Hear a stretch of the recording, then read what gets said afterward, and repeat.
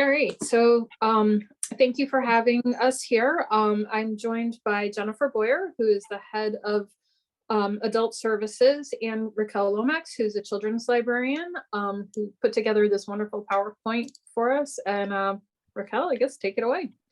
All right, thank you. So because I'm screen sharing, if anybody types a question in the chat, I just need someone to read it out for me because I can't see it.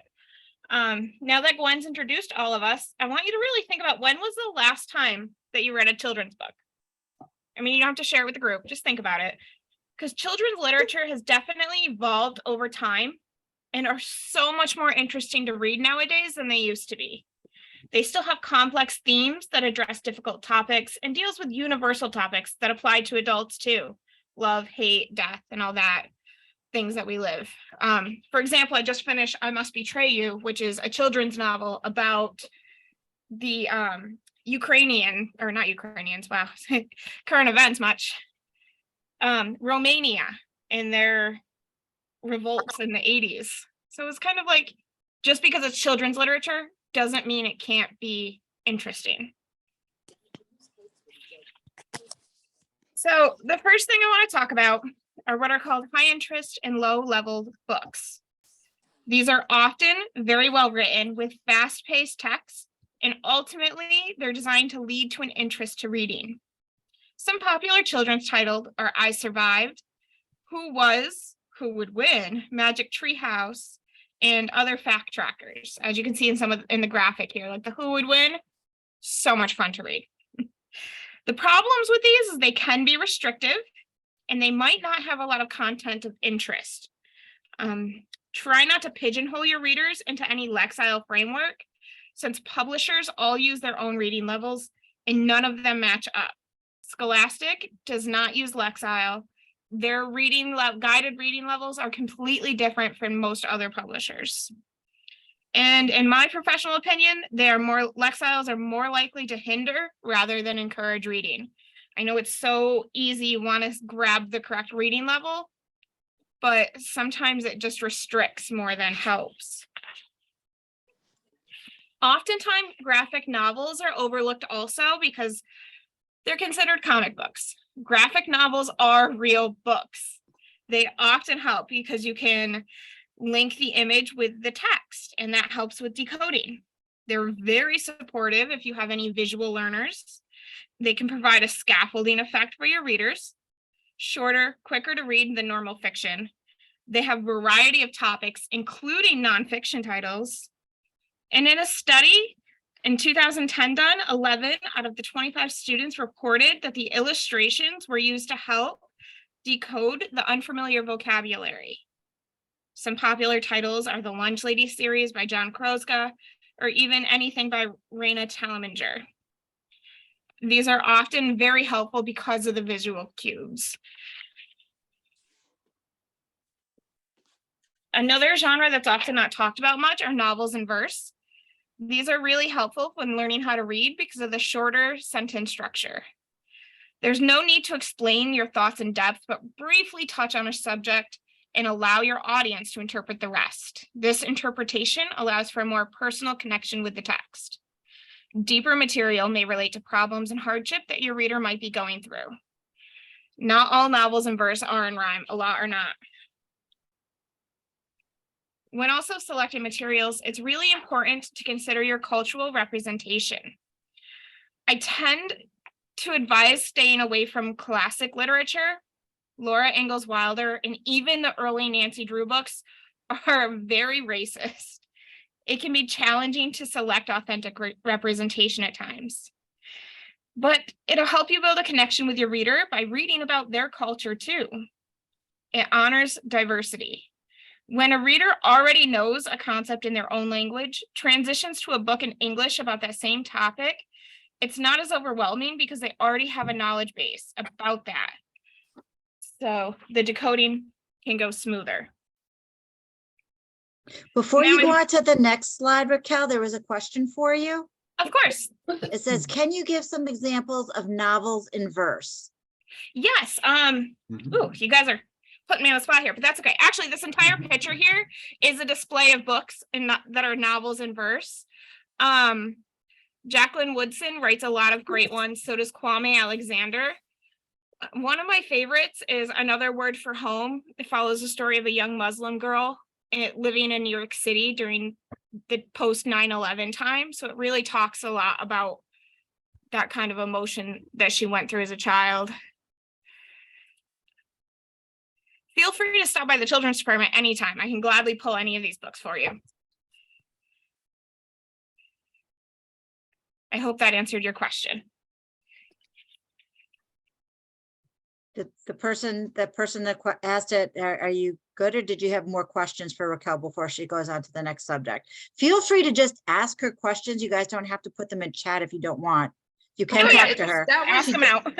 That was my question. Is there a way to search, like on the online catalog for a novel in verse? Like, how would I know how to find one of those? That is an excellent question, and there should be a way to do it. You can just do it. You can just search for novels in verse and it will come under up. subject. Oh, okay. Coming up, you'll see a video. In the subject, I type high-low vocabulary. In that same spot, you can type in novels in verse. Okay, Yeah, thank you. you're welcome. Which does bring us to our own catalog at Crandall Library and how you are able to search by reading level.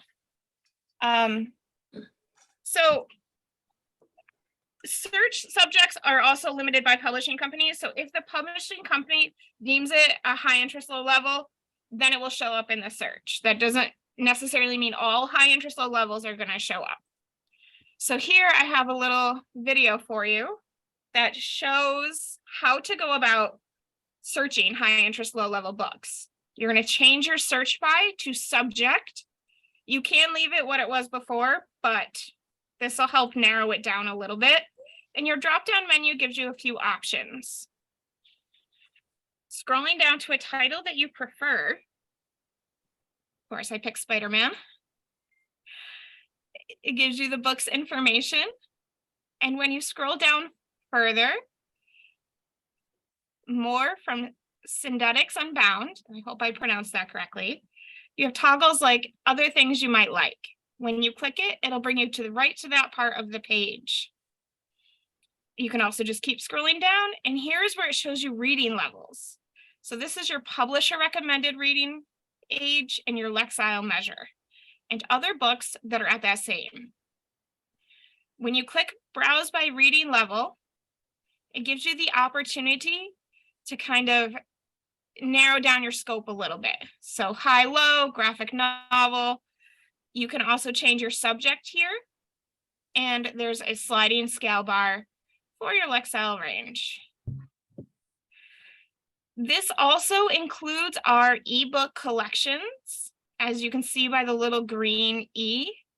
So when you select the title, it'll show you, like this one, for example, is on our Overdrive. All right.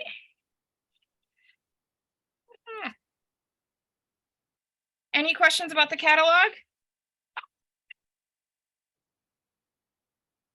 All right, moving on to audiobooks. I love audiobooks. They're absolutely amazing. Your dual coding theory stresses the effectiveness of using verbal association with visual imagery together in cognition. Basically, what that means is when you read and listen at the same time, you're going to get it faster. At times, these books are often read by the author themselves, which can lead into your cultural representation component. They encourage independent reading. You don't have the same constraints of face-to-face reading with tutors, and they help improve fluency. A cool thing is you can even turn your English captions on at home and watching TV, and that will help with that dual coding theory.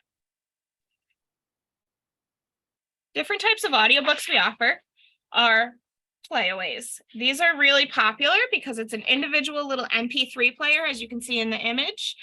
You can pop in your headphones, hit play. We can often find a book that goes along with the playaway so you can read along while you listen. We have playaways in our adult, teen, and children's collections, and they have the same loan period of 28 days as a book. The downside is there are fines if they are lost or damaged. You are able to change your speed. There's 5 different speed options. You can slow them down or speed them up to fit your needs.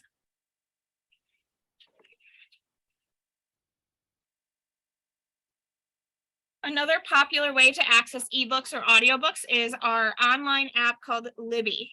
You can download it from the Play Store or Google Play or Apple Store, or in the following videos you'll see, you can use it on your desktop. You can use your personal devices, and one really cool thing about Libby is it automatically returns on your due date, so you completely avoid fees altogether. The loan period is for 2 weeks as compared to a Playaway, which is 28 days. You can download these offline too. All right. So, Libby. I've got this video here that shows some really cool features for you that'll help with Libby. So when you're logged into your account, you're going to select the book. So I'm going to start with ebooks here. I click Read with Libby, this app. It can also be done on whatever, if you're using a Kindle or your smartphone. I just happen to be on a desktop when I filmed this. So one of my favorite things about this is you can highlight words in Libby by clicking, holding on the word, and then pick your highlighter color. This is awesome because you can toggle back and forth between the highlighted words. So if your student has trouble with it, you can go back to it. You can define words right in Libby as long as you have access to the internet, and it brings you to the Oxford Dictionary definition. It does link it with other articles that can be found online through DuckDuckGo. And there's other ways to explore down at the bottom. So one feature I show you here is the translate, and it links it right to Google Translate. So if they really are stuck on a word and they can't get a hold of you and they want to keep reading because the story is interesting, as long as Google Translate has their language option available, they'll be able to access that. Let's see. This dictionary feature is only when you're connected to online. If your student is trying to use this offline, they must download a dictionary app or Google Translate app to use this feature on their phones. And I believe, sorry, I took my eyes off the screen for a second. I'm demonstrating how to tag. You can see how on the bottom scroll there, you see the highlighted words. You can always come back to it at another time. So if they're reading at home, they highlight it, they can come back later and ask you about it by clicking on it. It'll just bring you right to that part of the book. You can also make notes on your highlighted parts. So if there's a phrase they don't understand, they can ask a question about that there. I have a question. Of course. This is Linda. I tried to put Libby on my desktop and I was told it was only an app you could use on the phone or on an iPad, and I could not get it on my laptop computer. Is there some special way to do that? So, is it still screen sharing here for you? Yes. Okay. It's kind of like a website more than an app. So if you go to libbyapp.com, I'm already logged into my desktop computer here, but it will bring you right to your login page. Okay. So go to the app.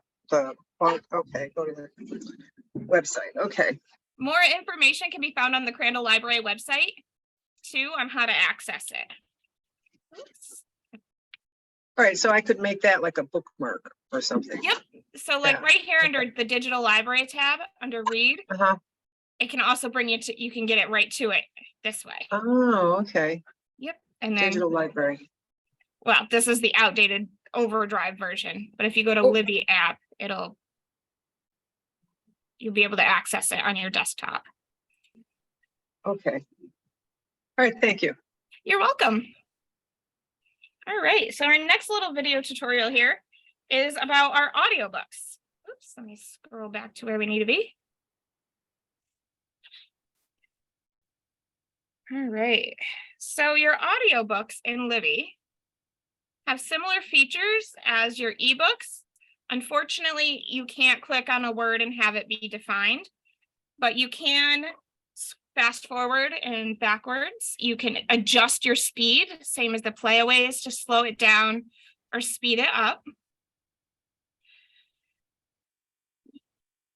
You can select your sleep timer. So if you want it set to the end of the chapter or in 15 minutes or half an hour, it'll automatically stop playing at that point of time. It does also have a bookmark feature.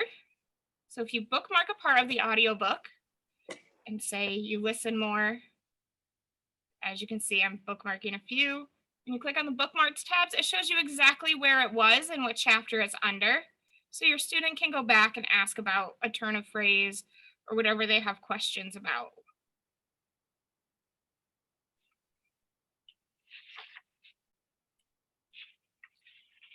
And the last part of Libby I wanted to show is it's more than just ebooks and audiobooks. We have a complete magazine subscription to it. So if you're having trouble finding digital content in the form of a book, maybe shorter magazine articles will be able to help you.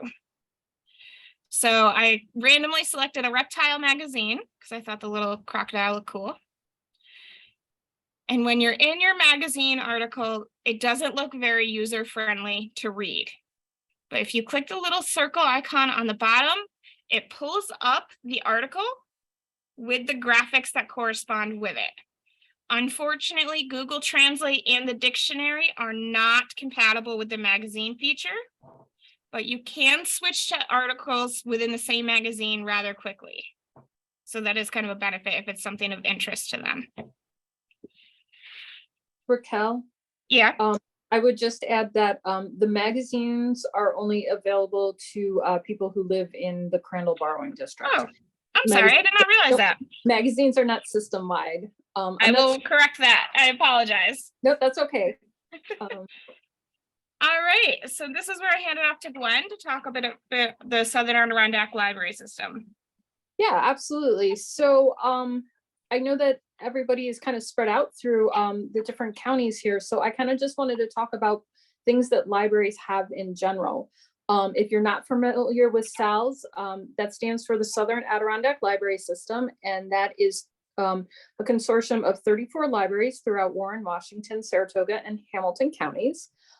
Things to keep in mind for your learners, library cards are free, and people can take out materials with a few exceptions from all the member libraries. And most materials can be sent from one library to another through interlibrary loans. So even if your library doesn't have a robust graphic novel collection, you can still get graphic novels from other libraries sent there for you and your learner to use.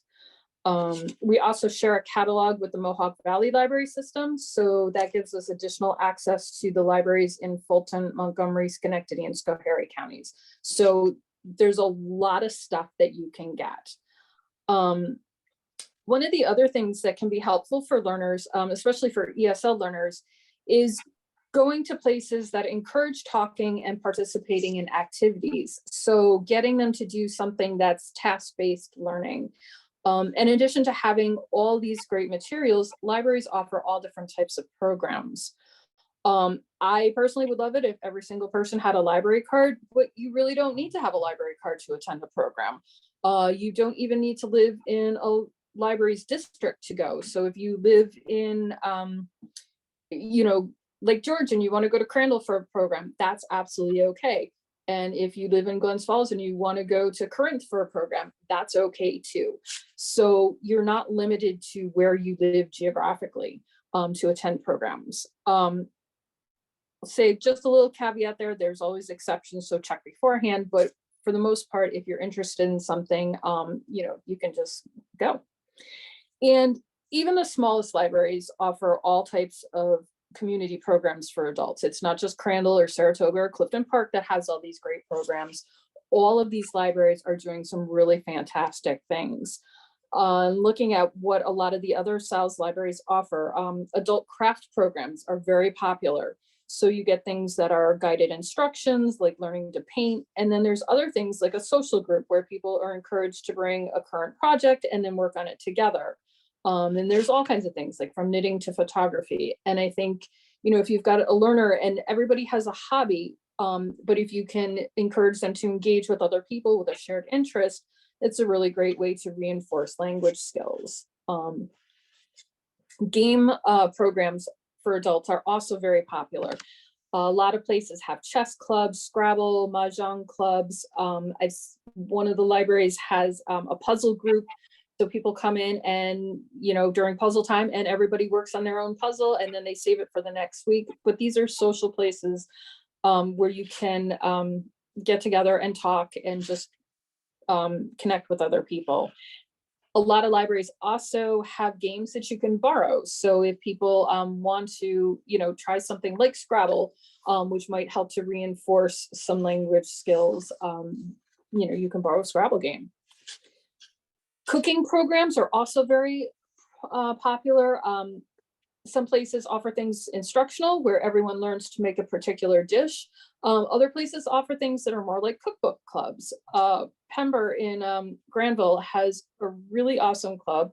It's actually met earlier today. It's called Read It and Eat. And it's really great. So instead of everyone reading the same book, they give everyone a book theme. So this month it was historical figures, and people can read whatever they want, and then they come together and they share a potluck dinner. And I think things like that are really great activities for your learners. And it's not intimidating because you can read at your own level and you can still participate in an activity. There was another book club that I thought was an excellent idea. Stillwater has a Better Off Read book club, and this is an adult group for participants who read teen and YA materials. And I thought that was really great because a lot of the young adult materials are good for high-low readers. But if you're in a club for an adult, it really helps to remove that barrier because it's not like, oh, I'm reading a teen book. You're there with other adults engaging in the same materials. Other things that libraries offer, things like exercise programs. Usually everybody has different types of lectures, things like health and wellness, nature programs, history programs. There's all kinds of variety that you can encourage your learners to engage with the library. Lots of libraries also have movies or music performances as well.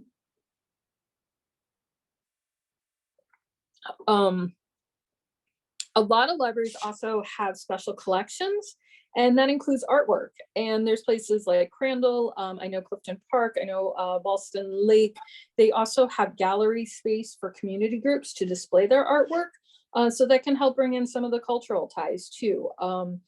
And many libraries offer museum passes that you can borrow so that you can get free entry into local museums. Another activity that you can kind of encourage your learners to just get out, and there's a reading component to just about everything. And then finally, the most important resource in every single library is the staff. And we're here to help. Every librarian, every library worker is there to help. And all learners and the tutors as well should feel welcome and comfortable to approach staff, to ask questions, ask for help, ask for reading recommendations. Our main goal is to get the right material to the reader, no matter what the format is and without judgment. So just come and ask us and we will be available to help. And then for finding all of these different programs, I would just recommend getting on mailing lists of, your local library or several local libraries. Most send out electronic blasts. There's others that will still do some print calendars, things like that. But just, be aware of what's going on in the community. Social media is also really good. Most places have a Facebook page. So if you're liking and following people, that's a good way to find out what kind of programs the libraries have to offer.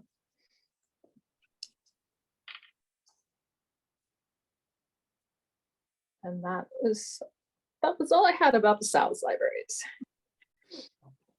Excellent. So I've just shared Gwen, Jen, and I's contact information. It's got our direct extensions and email addresses. Adult Services, Teen Department, and Children's, we're happy to have a selection of materials pulled for you ahead of time. I will let Jen talk a little bit about the individual training help with Libby with Sharon. Okay. So just before I get to Sharon, I do want to reiterate that you can come and ask us for anything. Nobody is going to look at what anyone is checking out and judge them for it. And I read children's books, and teen books because they're wonderful things to read. If someone really wants to stick with adult materials, we can definitely help them with that. James Patterson is a great place to start with kind of a high-low, because the themes tend to move very fast, and the vocabulary isn't overly advanced, but absolutely come to the reference desk and we can help you with that. We also have one-on-one computer help with Sharon, one of our new librarians, and her extension is 267. You can call and ask her to make an appointment to see her. She just had one maybe last week, an introduction to Libby class that was not just a one-on-one, but a class of folks. And I'm sure that she's going to have another one. I'm not sure if it's December or if it's into 2023, but she will offer additional classes in using Libby. She's probably going to offer classes in other other databases that we have, but those may or may not be restricted to folks who reside within the Crandall Library borrowing district. So definitely call Sharon for some assistance. If you happen to be in the library, you can definitely stop by the reference desk. Depending upon how busy we are, we might be able to stop and help you with that right now.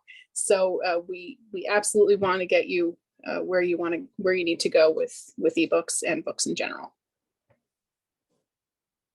And then just my list of sources. All right. So we can stop the screen share here. Does anybody have any other questions for us or anything? If anybody has any questions, this is a good time to ask, because you've got like the crew here. If your questions can get answered, this is the crew. Is there anybody?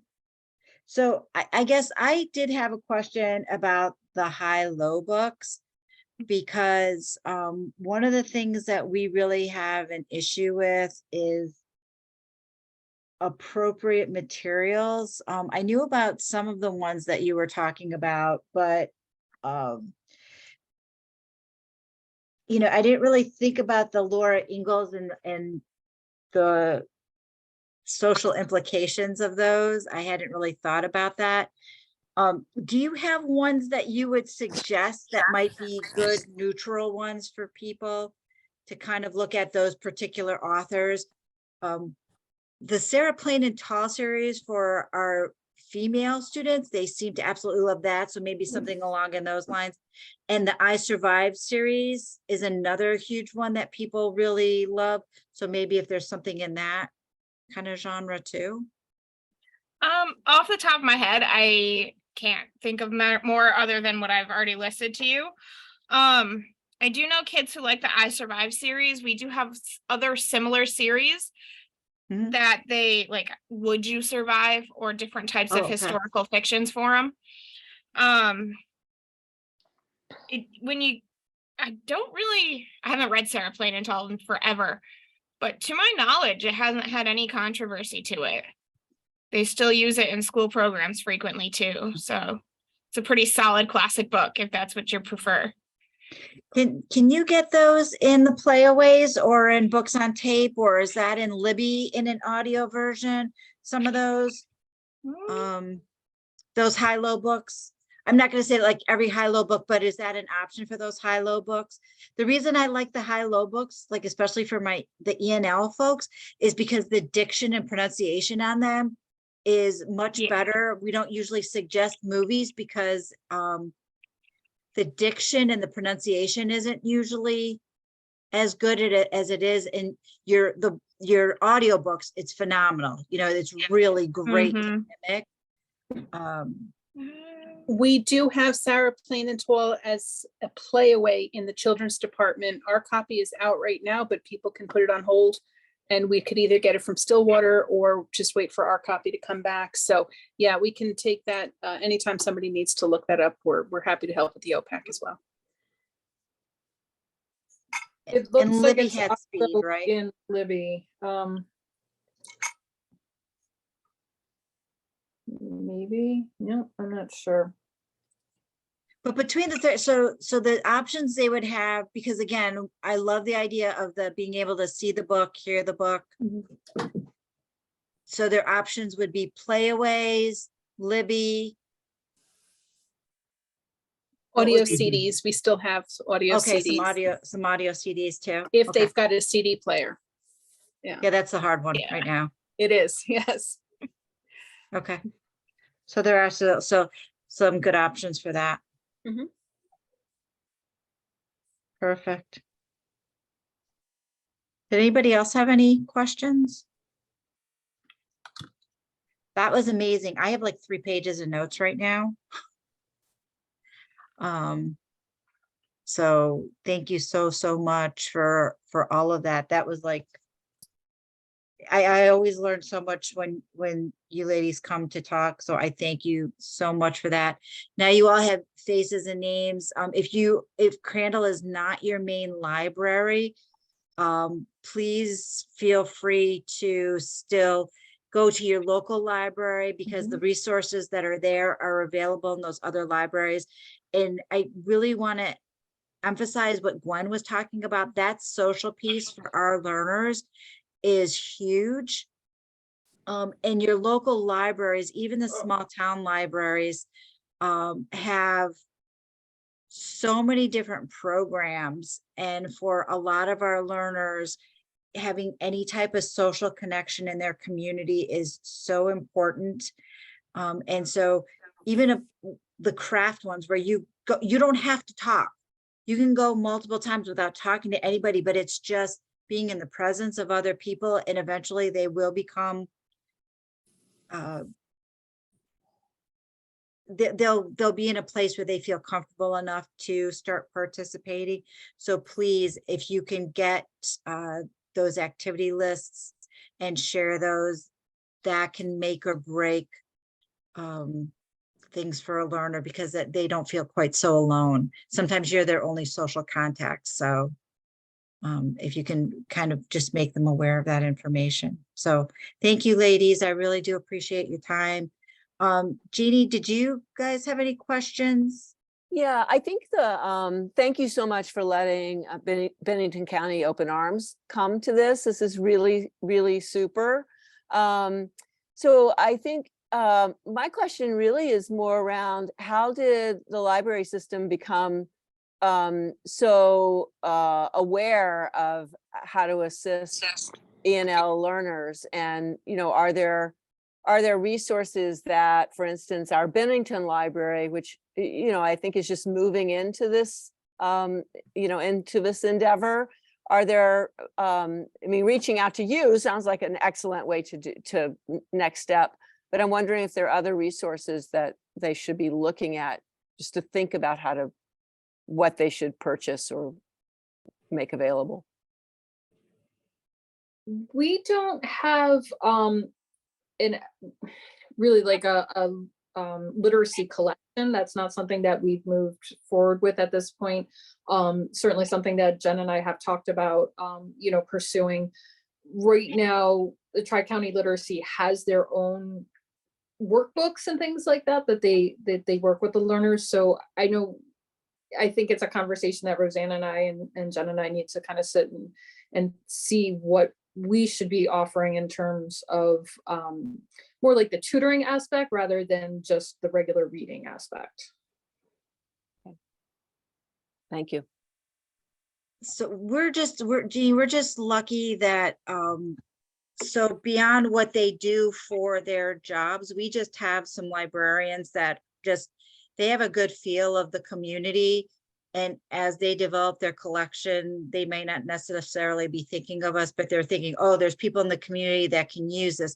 So even though they're saying they're not focused, they're very focused, and they know who lives in our area, and they build it not with ENL or something in mind, but just like, this is the level of our individuals. This is the kind of things that they've been interested in.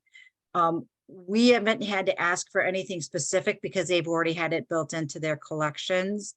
And we're very lucky because they also integrate a lot of one-on-one, and it's a very assistive team over there. So, and we're very lucky because in our area, the SALS libraries, I don't know how they picked out their librarian staff, but my folks go there and they just drop their world and help them out. So we're just very fortunate in that regard. But I'm sure if you reached out to them that they could tell you maybe what my tutors pull more than others because they do know them. And they might be able to help you build a collection that way. But a lot of the things that Raquel went over today would be what I would consider as good starting points. Because I think that's stuff gets used quite a bit by my team.